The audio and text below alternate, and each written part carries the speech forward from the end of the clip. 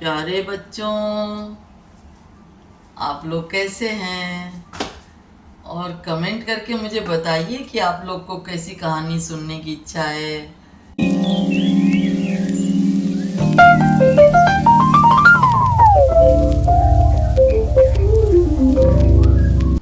तो आज हम लोग, अभी आप लोग की जैसे राय पता नहीं चलती तो मैं मेरे हिसाब से कहानी सुना रही हूँ। तो आज हम लोग जनक राजा की कहानी सुनेंगे।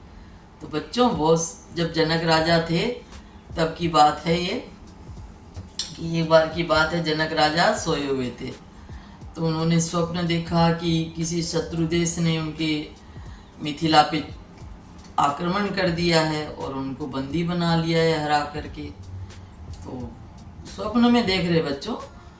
तो जब बंदी बन गए तो जो शत्रु राजा था बोला, देखिए मैं तो यहाँ आपको सबको जीत लिया हूँ और ये सारी प्रजा मेरी है, सारा राज्य मेरा है, और आपके शरीर पे जो भी राजसी वस्त्र है, जो भी गहने हैं, जो भी मुकुट है, आप सब सारा उतार के मुझे दे दीजिए।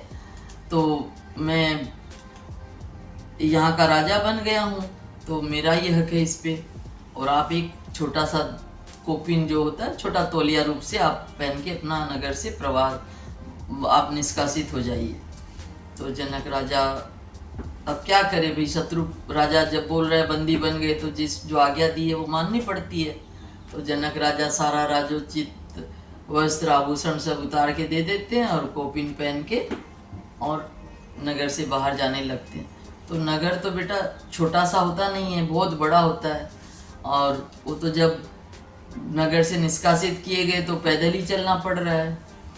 तो चलते जाते हैं और राजा जी क्या करते हैं कि जो शत्रु राजा था वो नगर में सबको घोषणा कर देता है कि भाई देखो, यहाँ का राजा मैं हूँ, मैंने ये राज्य जीत लिया है, और कोई भी जन साधारण अगर राजा जनक से बात करेगा तो मैं उसे मृत्यु दंड दे दूंगा। तो कोई भी जनक राजा से बात नहीं करेगा, उनको कोई आसरा नहीं देगा, उनको कोई कुछ मदद नहीं करेगा। तो सारे नगरवासी डर जाते हैं। राजा जी चलते जा रहे, जनक राजा चलते जा रहे, 1 दिन 2 दिन 3 दिन चलते चलते बच्चों सीमा पार हुई नहीं और उनके पाँव में छाले पड़ गए। फिर भी बेचारे चले जा रहे हैं, भूख से विहल हो रहे हैं, परंतु उपाय नहीं, राजा का आज्ञा है, जाना ही पड़ेगा। करते करते बच्चों 7 दिन में वो नगर की सीमा पार कर पाते हैं। जैसे ही नगर की सीमा के पार पहुंचते हैं तो इतने थक जाते हैं, इतनी जोर उनको भूख सताती है, पाँव में बड़े बड़े पपोले हो गए। तो जब बाहर पहुंचते हैं तो वहाँ कुछ उनको आदमी में दिखते हैं। तो बोले कि भाई यहाँ कुछ खाने का मिलेगा क्या? तो बोले हाँ हाँ, यहाँ कुछ दूर पे एक भंडारा चल रहा है, खिचड़ी का भंडारा हो रहा है, आप चले जाइए, आपको भी भोजन मिल जाएगा। पर लगता है वो भंडारा बंद होने का समय हो गया है, आप थोड़ा देर कर दिए, पर थोड़ा जल्दी पहुंचे भाई, सोच रहे हैं मिल जाएगा आपको। अब बेचारे पाँव में तो बड़े बड़े छाले, भूख से कमज़ोर हो गए, शक्ति एकदम नहीं, पेट में लग रही जैसे भट्टी जल रही, आग लग रही है। फिर भी जैसे तैसे कि भाई कुछ मिल जाएगा इस आशा में वो थोड़ा चेष्टा करके जल्दी जल्दी कदम बढ़ाते, फाले फट जाते हैं, उनमें से पानी रिसने लगता है, इतनी जलन होती है, परंतु वो पेट की जलन के आगे उस जलन को कुछ नहीं समझते हैं और बढ़े जा रहे। जैसे ही वहाँ जहाँ भंडारा हो रहा वहाँ पहुँच रहे हैं, देखे ताला लग गया। अब कर्मचारी जो साफ सफाई वाले बचे हुए थे तो बोले भाई मैं तो बहुत भूखा हूँ, मेरी बहुत हालत ख़राब है, कुछ खाने को मिल जाता तो मैं तो इसी आशा से आया हूँ। तो बोले भाई माफ़ करना, अभी तो ताला बंद हो गया, भंडारी सब चाबी वाबी लेके चला गया है। बोले कुछ भी नहीं है मदद, कुछ तो कर दीजिए मेरी मदद। तो जो कर्मचारी थे वो सोचते हैं, बोलते भाई ऐसे तो देखो हम लोग के पास कुछ नहीं है, पर रुको भी जरा देखते, जो खिचड़ी के बड़े बड़े बर्तन हैं उनमें खुरचन कहीं लगी होगी तो वो कुचर के तुमको दे देंगे। तो जनक राजा बोलते चलो भाई उसी से संतोष कर लेंगे, वही आप दे दीजिए, पर मेरा भी प्राण बचाने के लिए मुझे कुछ खाना मिलना बहुत ज़रूरी है। तो जो कर्मचारी थे वो देखते, बड़े बड़े कढ़ाई रहते हैं पतीले, तो उनमें देखते तो थोड़ी जली हुई खुरचन लगी रहती है। तो वो कर्मचारी कुचर के उसको बोलते लो भाई क्या है तुम्हारा, बर्तन कहाँ है?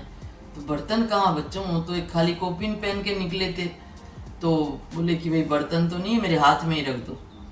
तो वो जली हुई खुरचन कर्मचारी लोग उनके हाथ में रख देते हैं, और जैसे ही हाथ में रखते हैं और देखते हैं कि एक चील आती है और झपट्टा मारती है वो उनके हाथ पे। तो हाथ पे झपट्टा मारने से एक टुकड़ा उसके हाथ पाँव में चला जाता है और सारी जमीन में गिर जाती है खुरचन जो थी।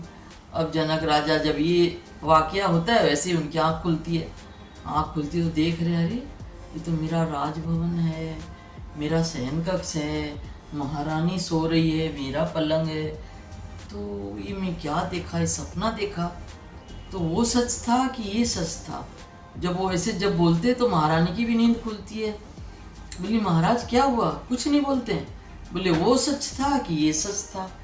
अब सबको चिंता होती है, वो तो एक एक बात पूछे जा रहे हैं। सारे सुबह होती है, सब आते, सभागण मंत्रीगण सब देखते, सबसे एक ही बात, वो सच था कि ये सच है। अब सब कोई समझ ही नहीं पाते, सबको क्या पता। काफ़ी दिन हो गया, वैद्य जी को बुलाए, अब जो राजवैद्य थे उनको बुलाए, ओझा लोग को बुलाते भी झाड़ा फूंक करने के लिए कि भी कुछ इनको ऊपरी हवा हो गई है कि क्या हो गया है। ज्योतिष लोग को बुलाते हैं, पंडित लोग को बुलाते हैं, सबसे दिखा लेते हैं, पर कोई वो उनका सुधार होता नहीं है। वो खाली एक ही वाक्य बोलते हैं कि भाई वो सच था कि ये सच है। अब कोई समझ पा नहीं रहा है और सबको बड़ी चिंता होती कि राजकाज कैसे चलेगा, ये जनक राजा को क्या हो गया। तो वो लोग सारा शहर में जनक राजा फिर एक तो मतलब घोषणा करवाते हैं कि भाई मेरे को तो कोई कुछ इसका मतलब आंसर नहीं दे पा रहा है, नहीं समझा पा रहा है, तो जो भी विद्वान मेरा यह समाधान करेगा, मेरे को उत्तर देगा, मैं उसको अपना आधा राज्य दे दूंगा। अभी इस लालच में बच्चों बड़े बड़े विद्वान, पास पड़ोस के नगर के जितने भी विद्वान थे, सोचते अरे भाई जनक राजा को हम लोग, उनका क्या ऐसा समस्या है, हम जरूर आंसर दे देंगे तो आधा राज्य मिल जाएगा हम लोग को।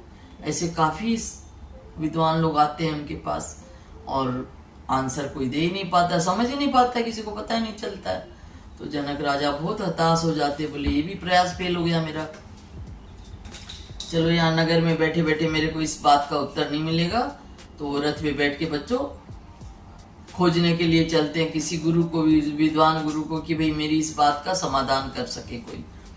तो चलते चलते वो जा रहे होते तो एक उसी युग में अष्टावक्र हुए थे। अष्टावक्र का नाम तो शायद आप लोगों ने सुना होगा। वो 8 अंगों से विकृत थे, उनके 8 अंग विकृत थे, पर वो महान पंडित विद्वान एकदम। तो वो जा रहे होते वहां से, तो सवारी जब निकलती है तो राजा जी का सैनिक उनको बोलता है कि अरे भाई देख नहीं रहे हो, महाराजा की सवारी जा रही है, रास्ता दे दो उनको।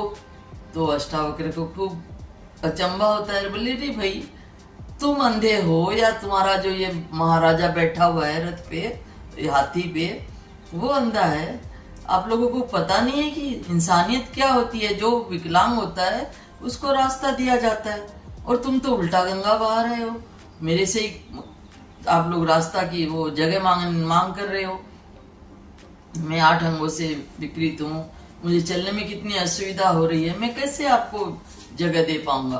तो जनक राजा जब ये सुनते ना, जब बोलते अष्टावक्र जी भाई तुम भी अंधे हो क्या, तुम्हारा महाराजा भी जो रथ हाथी पे बैठा हुआ है वो भी अंधा है क्या, उसको भी समझ में नहीं आ रहा है। तो सोचते भी साधारण आदमी तो नहीं हो सकता है। वो तो रथ से हाथी से उतर के आते हैं और उनको प्रणाम करते, बोले महाराज आप कौन हैं। तो बोले तुम बताओ तुम कहाँ जा रहे हो, मैं तो अष्टावक्र हूँ, तुम कौन हो। तो बोला मैं तो जनक राजा हूँ। बोले कहाँ सवारी जा रही है तुम्हारी ऐसी, जो तुम गमगीन से हो रहे हो और ऐसे सवारी लेके चले हो। क्योंकि राजा लोग जाते तो उनके साथ तो बहुत सारी सेना रहती है बच्चों, बहुत सारे लोग रहते हैं, राजा अपनी 2-4 सिपाही को लेके चल पड़ता है। तो अष्टावक्र जी बोलते, बोले तुम कौन हो ऐसे गमगीन होके जो जा रहे हो। तो बोले महाराज मैं तो जनक राजा हूँ और गुरु की खोज में जा रहा हूँ। तो बोले कि हाथी में बैठ के गुरु खोजोगे, अगर गुरु तुमको मिल भी गया रास्ते में तो तुम क्या करोगे। तो बोले कि तब मैं हाथी से उतर जाऊंगा और गुरु जी को हाथी पे बिठा दूंगा। बोले सच। बोले हाँ। तो बोले तुम मुझे हाथी पे बिठा दो। बोले आप मेरे प्रश्नों का उत्तर देंगे। बोले जरूर। तब जनक राजा अष्टावक्र को हाथी पे बिठा देते हैं और खुद पैदल पैदल चलते हैं। अब नगरवासी सोचते कि राजा का बुद्धि खराब हो गया क्या, हाथी पे किसको बैठा रखा है और खुद पैदल चल रहे हैं।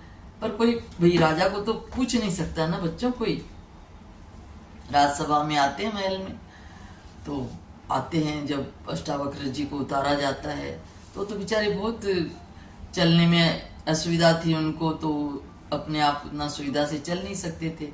तो चलते हुए जब महल में प्रवेश करते हैं तो राजसभा में सब हंसने लग जाते हैं जोर जोर से।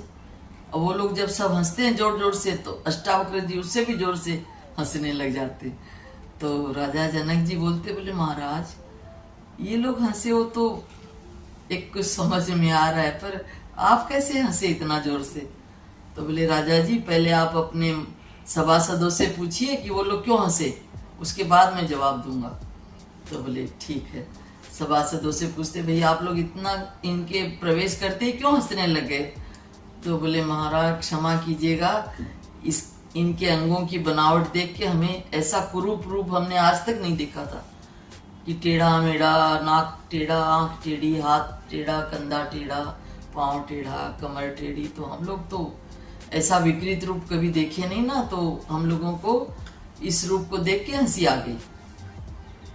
तब अष्टावक्र जी बोलते हैं कि राजा मैं तो सोचता था कि आप बड़े विद्वान हैं, आपके सभासद ज्ञानी विद्वान विज्ञानी बड़े विद्वान महापुरुष महाज्ञानी ऐसे आपके राजा विद्वान सभासद है, पर यहाँ तो आपने चमारों की सभा बैठा रखी है। तो राजा भी अचंभित हो गए, बोले महाराज ये क्या बोल रहे हैं आप, सच में बड़े विद्वान है सब।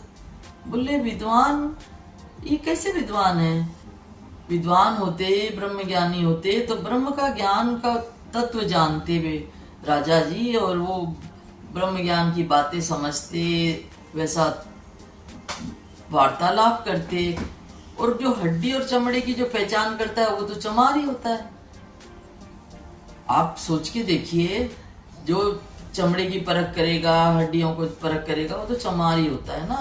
तो बोले जैसे नदी है अपनी, नदी कई जगह से टेढ़ी मेढ़ी भी बहती है, तो उसका पानी थोड़ी टेढ़ा मेढ़ा होता है, पानी तो वही पवित्र है, वही पानी है। वैसे ही अपना जो शरीर चाहे जैसा भी भगवान ने दिया, काला पीला गोरा, जैसा भी टेढ़ा मेढ़ा, परंतु आत्म तत्व तो सबका एक ही है।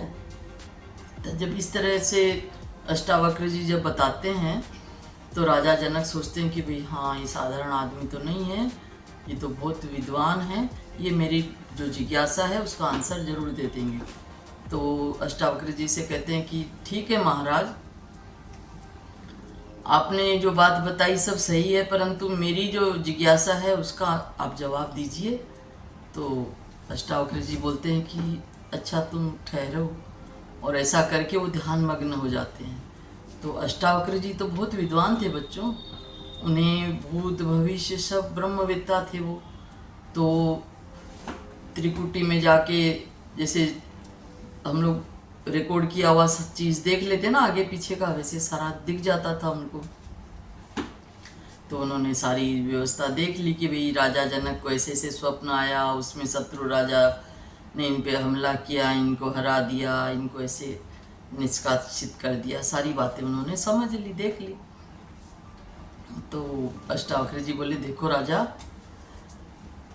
अब तुम कहाँ हो। बोले मेरे राजमहल में हूँ। तो बोले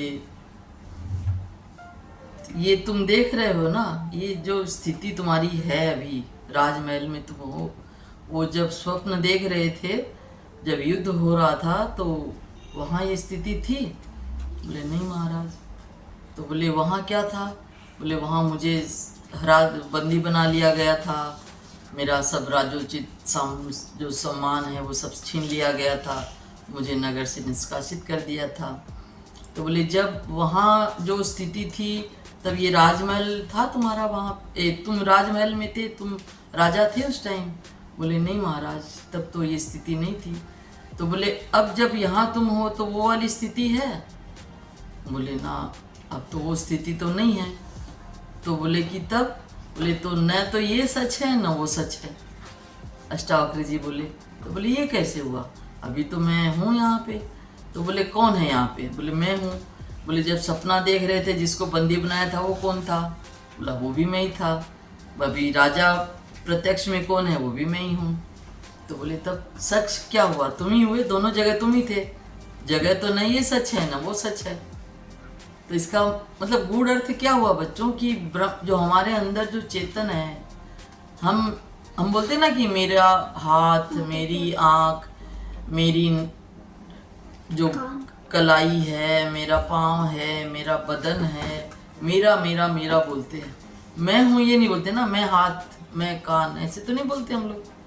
तो मेरा है मतलब जो मेरा बताने वाला है वो कहाँ है? वो तो कोई और है ना, वही ब्रह्म तत्व है बच्चों, वही चेतन आत्मा है हमारी, वही प्रभु का अंश है। तो वो सब में एक समान है, सब के अंदर वही समाया हुआ है। वो जब तक है तब तक ही सच है। जीवात्मा जब चली गई तो इस शरीर का थोड़ी मोल होता कुछ, वो तो मिट्टी समान हो जाती है। तुरंत सब बोलते हटाओ हटाओ हटाओ भाई। तो बच्चों सच क्या हुआ? ब्रह्म तत्व हुआ ना सच। तो नहीं तो शरीर तो वही पड़ा रहा, शरीर तो उसको फिर नहीं मानते ना हम लोग। तो ऐसे ही अष्टावक्र जी ने राजा जनक का जो संशय था मन में, जो उनके मन में शंका थी, उसको दूर किया और जनक राजा खूब खुश हो गए और उनको अपना गुरु मान लिया, उन्होंने गुरु बना लिया। तो बच्चों हमें भी हमारे जीवन में जो है खूब अच्छे विचार रखने चाहिए और गुरु को चेष्टा करके जहाँ भी हो सदगुरु मिले कहीं तो उन्हें गुरु समान सम्मान देना चाहिए, गुरु को धारण करना चाहिए। और आज के समय में जैसी परिस्थिति है उसमें बच्चों गुरु तो खोजना मुश्किल है थोड़ा। तो अपने माता पिता है वही सबसे पहले गुरु है, तो उन्हीं की आज्ञा का पालन करना चाहिए, उन्हीं के संरक्षण में रहना चाहिए और उनका सम्मान करना चाहिए। तो बच्चों ये जो कहानी है हमें यही सिखाती कि एक जो हमारे जीवन का जो हम लोग जीवन यात्रा में चलते हैं तो बहुत सारी बातें क्वेश्चन आते हैं, तो कई बार उनका समाधान नहीं कर पाते। तो हमसे बड़े जो है हमसे जो ज़्यादा समझदार है वो उनके सामने वो समस्या रखने से उसका समाधान हो जाता है और जीवन में हमें और आगे बढ़ने की ऊर्जा मिलती है। तो इसीलिए बच्चों ये कहानी आपको कैसी लगी इसको आप पसंद कीजिएगा, मेरे को लग रहा है पसंद आएगी। लाइक कीजिएगा, सब्सक्राइब कीजिएगा और कमेंट भी ज़रूर कीजिएगा बच्चों, तो मुझे पता चले कि आप लोग क्या सुनना चाह रहे हैं और ये जो प्रयास हो रहा है ये कैसा है। आप लोगों की जो आपकी तरफ से जो कमेंट आएगा उसी में मैं समझ पाऊँगी। अच्छा बच्चों, आगे अगली कहानी में मिलते हैं। जय श्री कृष्ण।